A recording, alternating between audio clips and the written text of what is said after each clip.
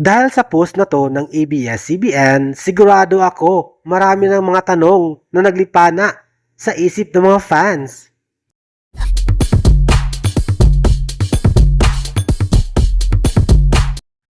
Mainit na usapin ngayon sa national TV at sa Pilipinas kung bakit shinare o nirepost ng ABS-CBN sa Facebook ang mga larawan ni Stel na kung saan gumagala siya at syempre banding-banding sa Japan.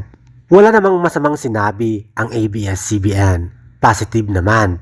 Ang akin lang nakakapagtaka. O di ba? Pero kahit ganun, susulpot talaga ang basher. Nakita ko may nag-comment.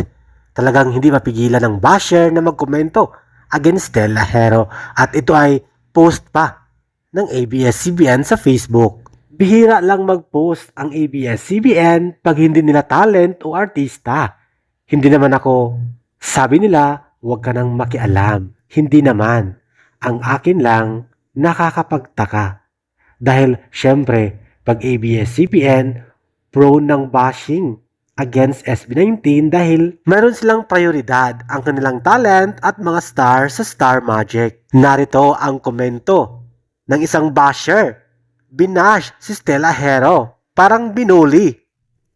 Tila ba gustong sulutin ng ABS-CBN si Stel at magtrabaho sa kanila dahil si Stel talented, palabiro, magaling mag-host, pwede sa ASAP. Interesado ba ang ABS-CBN kay Stella Hero para magtrabaho sa kanila?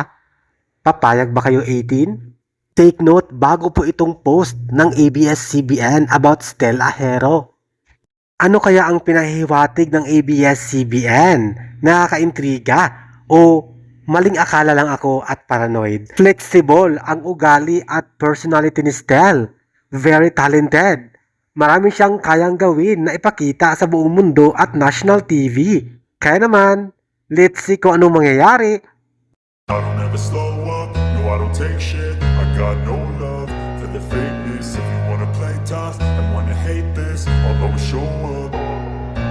I don't ever slow up, no I don't take shit. I got no love for the fakeness. If you wanna play tough and wanna hate this, I'll always show up and make a statement. I don't ever slow up, no I don't take shit. I got no love for the fakeness. If you wanna play tough and wanna hate this, I'll always show up and make a statement. Everything I do so instinctive and so passionate. Every word I move so descriptive like an adjective. I got a vendetta against people who patented being negative when you should be getting after it.